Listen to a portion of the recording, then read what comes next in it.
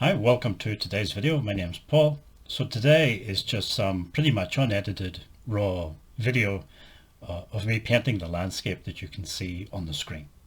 So I hope you enjoy the video.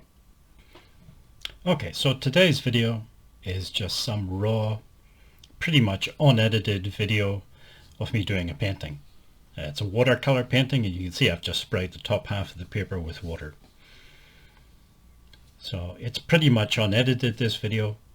The only thing I've done really is, because I listen to music while I'm painting, I can't actually upload that to YouTube. It would cause all sorts of copyright problems for me. So I get rid of that soundtrack and then just do a narration over the top of the video. Okay, but other than that, it's just me painting unedited. So this is a landscape painting, and it's a painting from imagination and memory rather than using any resource, any sort of reference resource.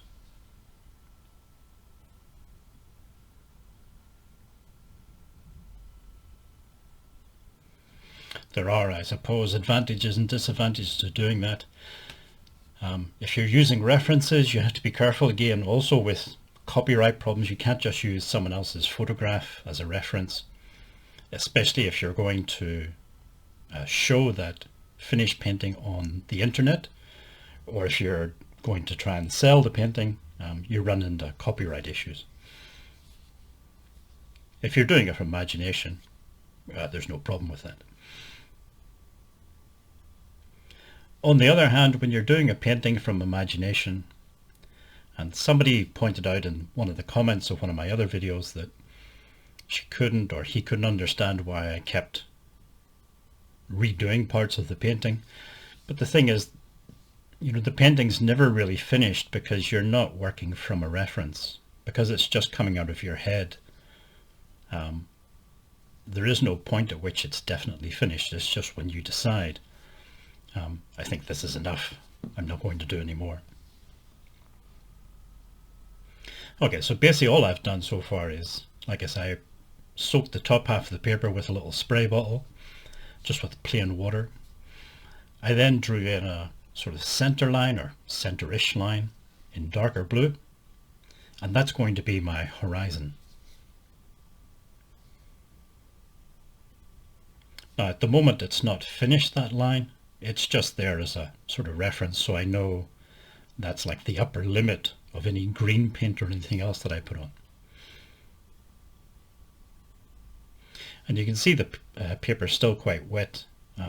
You can see some of that paint sort of running down the paper. Although it's not obvious from the camera, the paper is taped onto a board that's sitting at about 30-degree angle, so the wet paint, and because the paper is wet, the paint will run down the paper.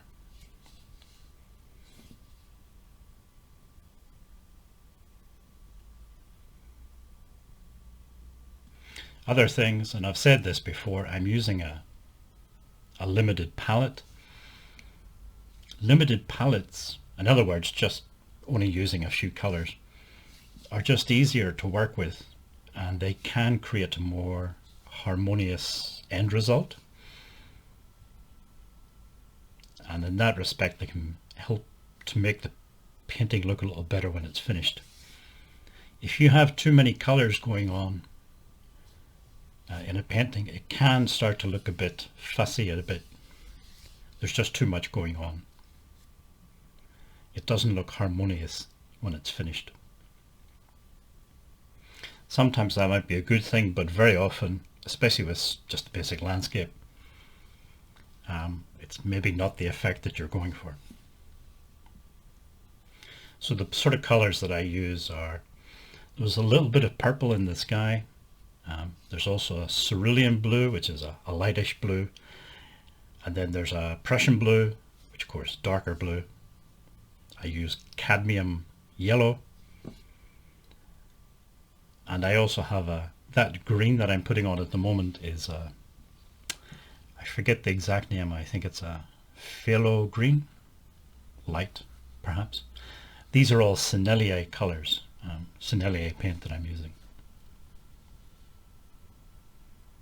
You'll also, of course, get some green because I'm using different blues, and I have yellows in there, so they're going to mix on the paper anyway, and that's going to create different shades of green, different types of green.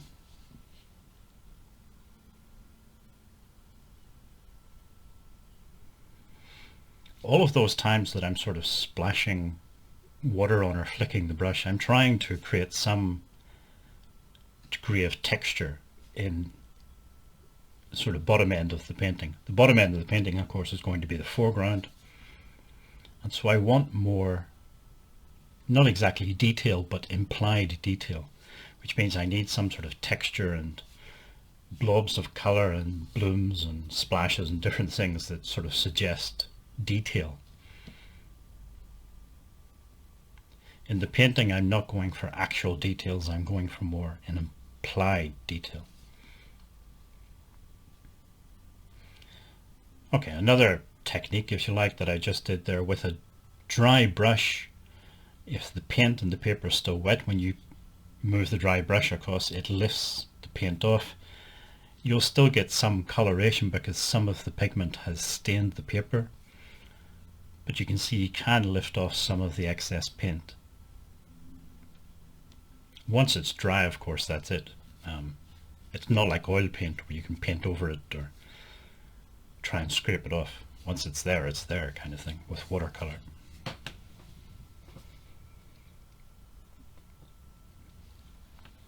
So yeah, getting back to that foreground, the bottom end of the painting, to get the texture and the little blobs of color, it has this implied detail, whereas in the middle and the background you don't have as much of that, and that helps to create a sort of three-dimensional effect.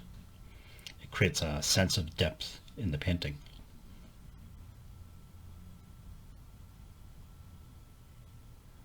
The painting itself is somewhat abstract. I prefer something that's sort of at least semi-abstract. I think if you do everything very detailed and very easy to see what it is, the viewer doesn't really have to do any work. The viewer just looks at it and goes, ah, there's a flower, there's a tree, okay, I understand.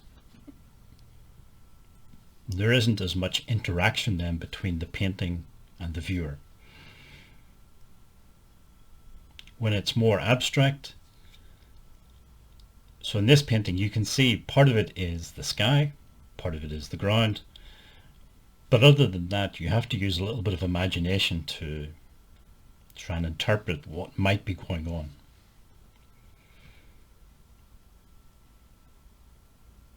Some people really don't like abstract paintings or semi-abstract. I guess they feel it has a lack of skill.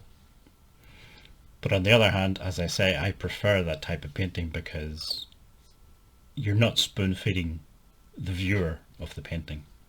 You're letting him or her use their imagination to fill in some details.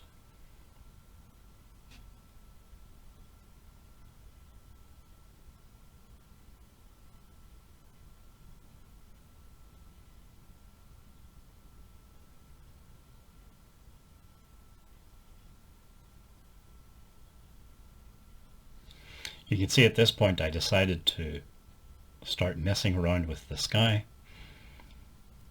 By this stage, the first layer, the paper it may be still damp, but it has dried out quite a bit. In that case, with watercolor, you can put darker on top of lighter, but you can't put light colors on top of dark because watercolor is somewhat transparent.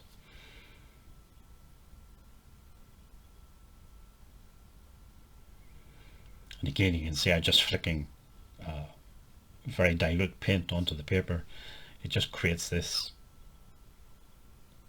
abstraction. It creates more abstraction, and I think makes the painting more interesting. For me, like I say, some people don't like abstract paintings, so for them it might just look messy and chaotic.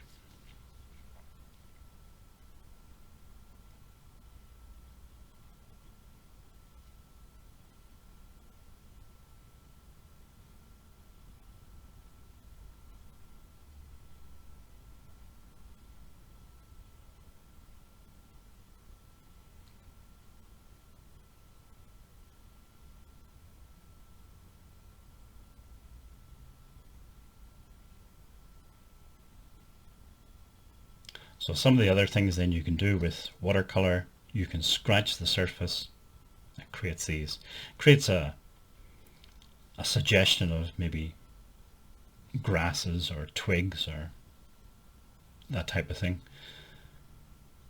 Some people will throw, for example, salt onto the paper while it's still damp, and the salt causes the paint to react in different ways, and you get these blooms and different things appearing. Some people also use things like soapy water.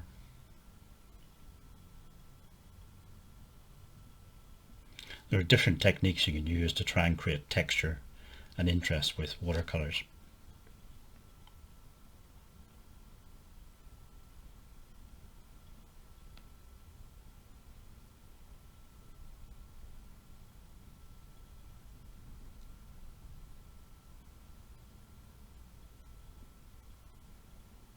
So that at this sort of stage I decided that the painting is pretty much finished. I still add a little bit of yellow on. It's always this case of you want to add a little bit more and a little bit more, and you have to sometimes just say nope, that's it. But at this stage it was pretty much done.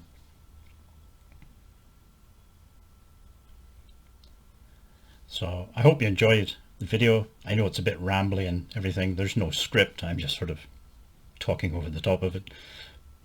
But anyway, I hope it is of interest and maybe some use to somebody. If you'd like to subscribe to the channel, you can just click on the big red button below, and the bell icon beside that lets you know when I've uploaded a new video.